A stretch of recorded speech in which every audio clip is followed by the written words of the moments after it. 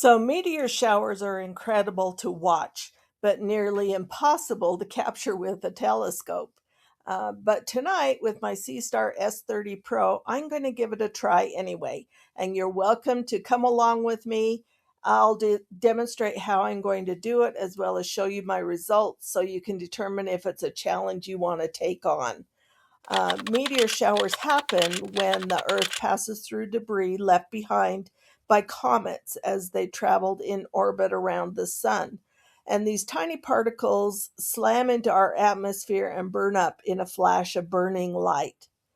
Since we are going to use a Seestar S30 Pro, let's think through the process a little bit. The Seestar is built to track slow, steady objects like galaxies and nebula, even comets. Well, meteors are fast and unpredictable and gone in a flash. You can miss them if you blink. If you're using a Seestar normally, like you do for stargazing, you'll miss everything. So, to utilize the Seestar's tracking issue, we need to account for the tracking by taking short but frequent exposures. Okay, so the Seestar S30 Pro has the new Milky Way mode that includes time lapse and continuous shooting. And this is how we're going to try to use the Seestar and set it up to accomplish our best chance for imaging meteors. The Seestar S30 and S50 don't have this Milky Way option, so we would have to use scenery mode on the Seestar S30 and hope we aim it at the right place. The Seestar S50 has such a small field of view, it wouldn't likely catch anything at all unless it was a complete random luck shot. And if you were able to get one with your S50, you probably ought to run to Vegas and put a lot of money down on the tables because you're very lucky that day. And so, our first step is to determine where to point our telescope. As we consider a meteor shower, we know they are streaks of light as the debris burns in the atmosphere. But did you know that there's a spot that all meteors seem to radiate from? In a meteor shower, the radiant is the point in the sky where all the meteors from that particular shower appear to originate from that spot. And so I want you to picture it like this. Imagine you're driving through a snowstorm at night with your headlights illuminated.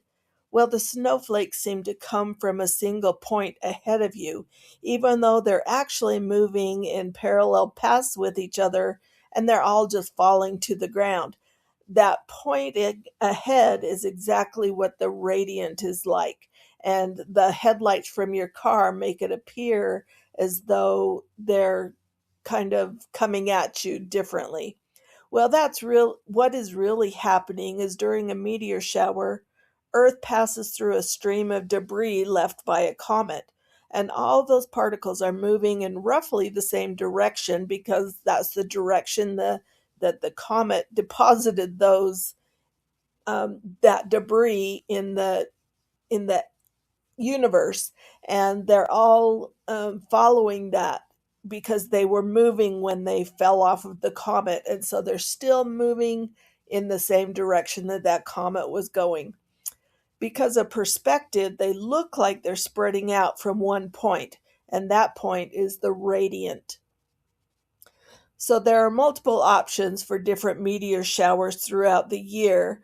And why are meteor showers called by certain names? Well, meteor showers are named after the constellation where their radiant lies, and that's why I wanted to explain the radiant. We're going to talk about that radiant a lot as we set up this plan. So the Perseids are their radiant is in the Perseids constellation, and the the radiant is in the constellation Gemini. The Leonids radiant is in Leo. Here's the part that most people get wrong when they're trying to image a meteor shower. So the radiant is not the best place you want to point your telescopes. Well, why not? Well, meteors near the radiant are moving almost directly towards you, and they will look short and faint, kind of like those snowflakes in the headlights of your car. And meteors farther away, they cross your field of view at an angle, and that's what makes them look and create long, dramatic streaks in the sky. So for imaging, we will be using the Seestar S30 Pro that has the Milky Way feature in the app. These options aren't available in the S30 or S50 due to their small fields of view.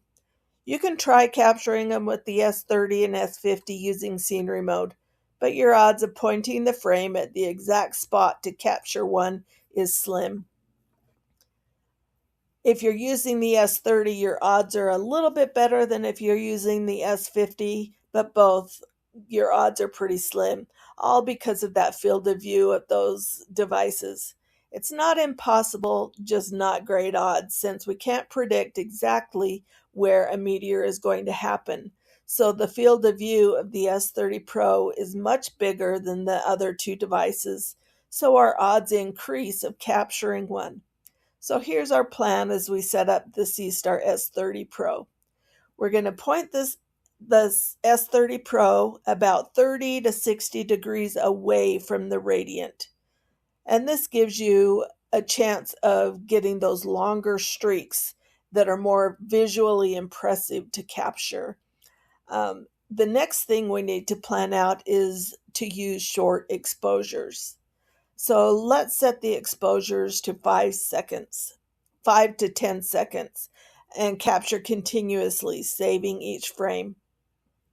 This will give us short time on each frame, but lots of frames. So hopefully in one of those, hopefully one or more of those frames has a meteor captured. Now, when I open the Seestar app, I'm going to show you how I do that. And in the Milky Way mode, we're only able to set it to 10-second exposures, so that's what we will do. Since we don't know exactly where the meteor will burn up in our atmosphere, we can't pinpoint where to look for guaranteed success.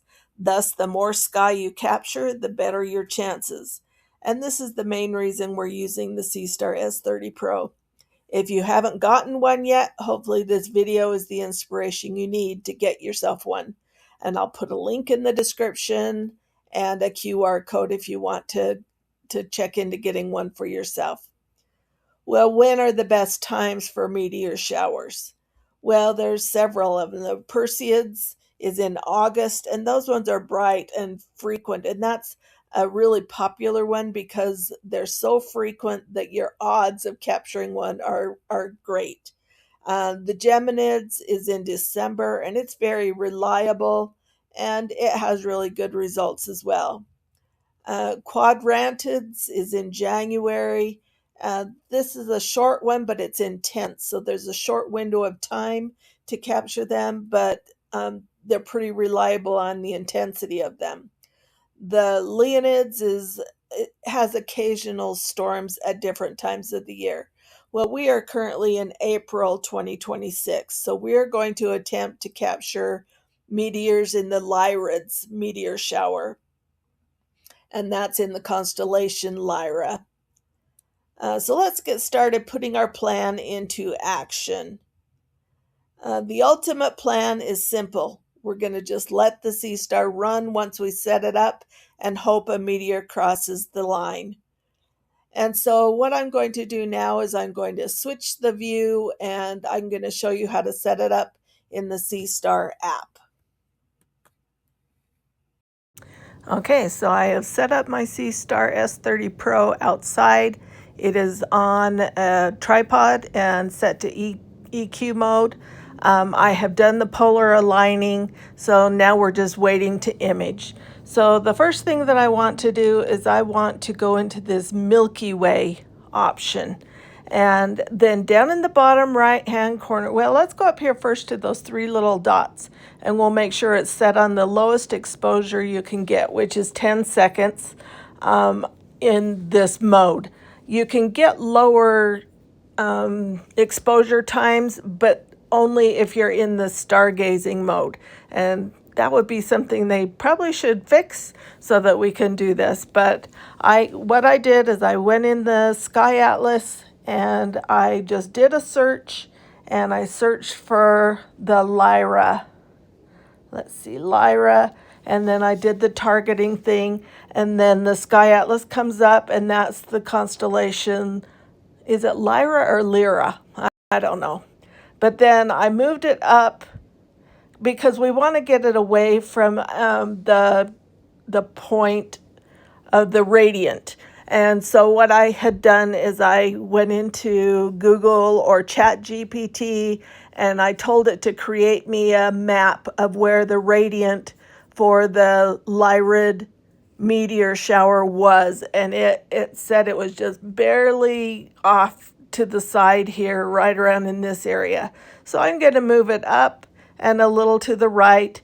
It's not an exact science. I could even move it up a little bit higher because I noticed when I was looking at it, I could see a lot of the ground and my neighbor's houses, and I don't want to waste any of that field of view on the land or my neighbor's houses or anything. I want it to be all sky, giving us the best possibility of finding some meteors.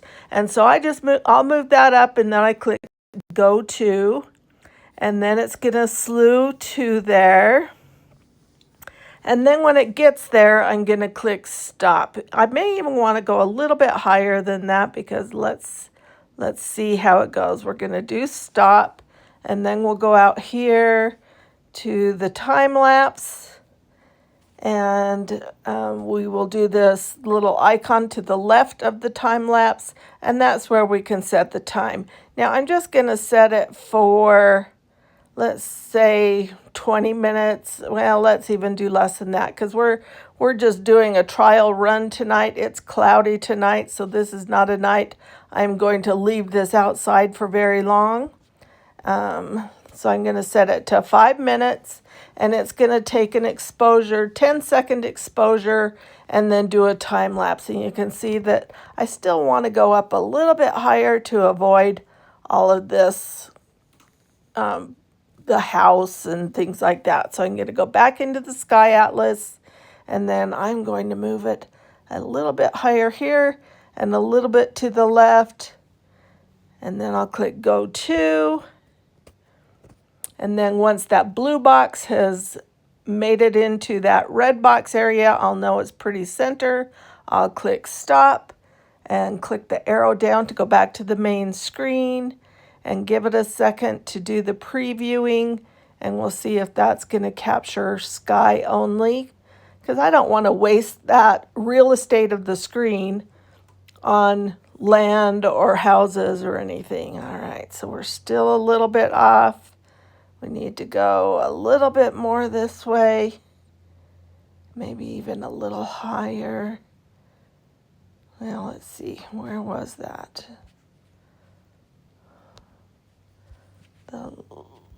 I don't want to go too far off of it or we'll miss where it's anticipated to be. So I'm just going to go higher. So then I'll click go to. We'll wait for that blue box to get into where the red box is. And then we'll click stop again.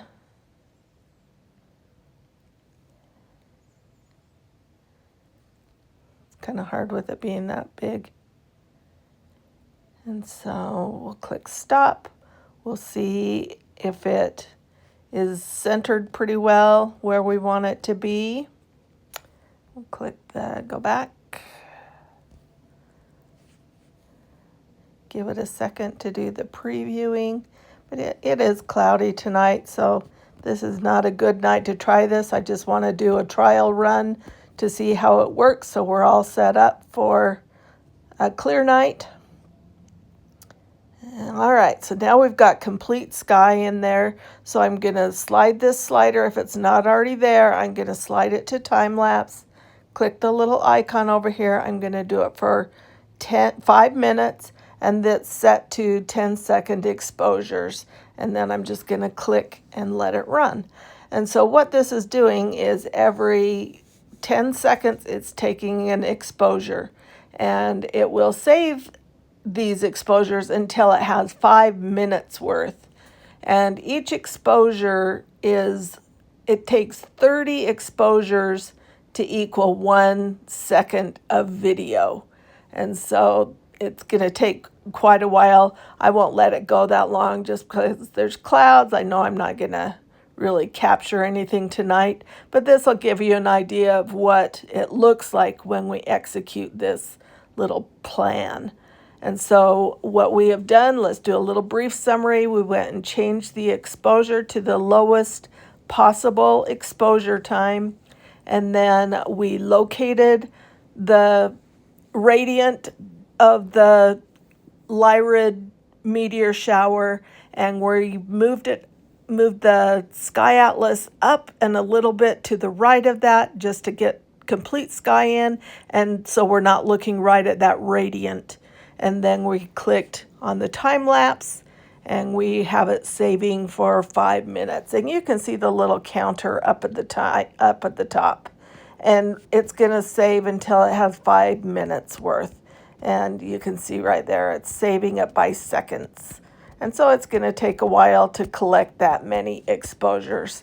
And I'm not going to sit here and run through that the whole time for you.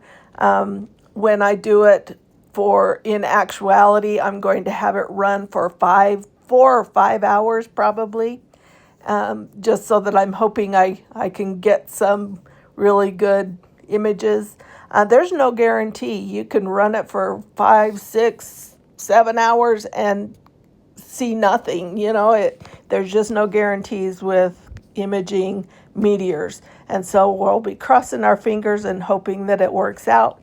But I'm going to stop it now and show you what it looks like. So we did set it up here in these settings. We did set it to save each frame. And so each one of those little exposures is being saved. So let's go ahead.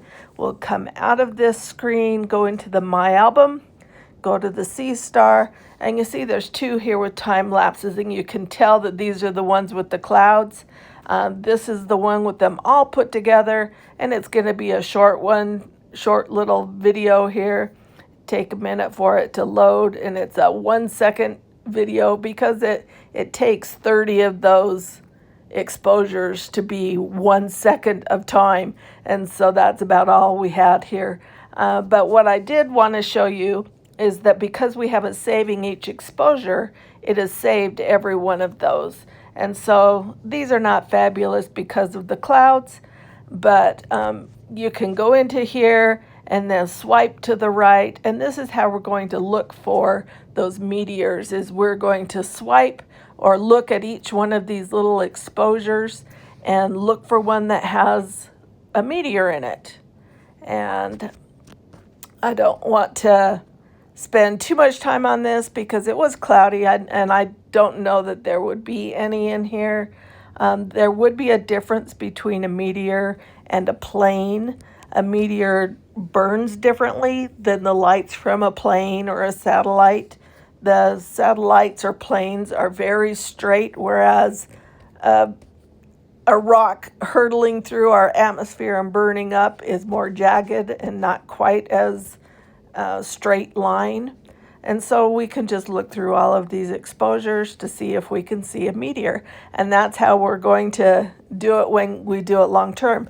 Now that's going to be thousands of exposures. And so the editing and looking for them may take a little bit of time. I'm hoping though that when there aren't clouds, they'll be more obvious. So if there was a big meteor in there, that we would see it. Once we have thousands of exposures, we're not going to take the time to go through each one individually like that. But I can see right now that none of these really look like they have a meteor in them. Now this is on the 16th. The peak for the Lyrid meteor shower is the 21st or 22nd. So this is several days ahead of time. I'm just trying to get a jump start on getting the video ready so that when it's time, I'm ready to go and imaging. But that's how you do it. We're going to take all those exposures and then hopefully capture one. Now, if there is a meteor, it would only be in one of these exposures, each meteor, most likely, depending on when the little meteor light is shown. I guess it could span over two if it hits right at the very last microsecond of the exposure and it starts the next one. I guess it could be over more than one. But, meteors, they flash very quickly. So if you blink, you will miss them. And so that's how it's going to look. And so that's how we're going to image meteor showers. And then next up, what I'm going to do is I am going to wait until the peak of the meteor shower time and hope that I get a clear night in there to do it. And I will image it for several hours, 4 at minimum, preferably 5, just hoping to catch some, because it's kind of a crapshoot whether or not you're going to get some. And so then I will image them and I will show you my results here after I have captured that. So this is my first attempt, and we for sure catch a few planes. And what do we see about meteors? Let's see.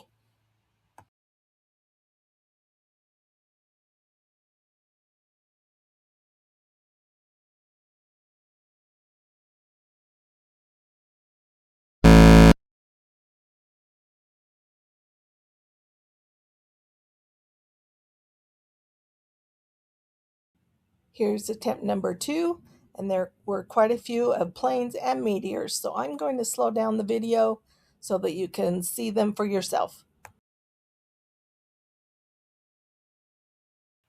So while you're watching, the lines that go completely across the screen are most likely planes, and the ones that kind of fizzle and disappear are meteors. So I'm going to just keep this on slow through the end of the video. If you need to rewind it and watch it again just to see, because if you blink, you can miss them. But this was a fun experiment. I hope you give it a try. This is the Lyrid meteor shower in April of 2026. I hope you enjoyed. Wishing clear skies to everybody. Thanks for watching.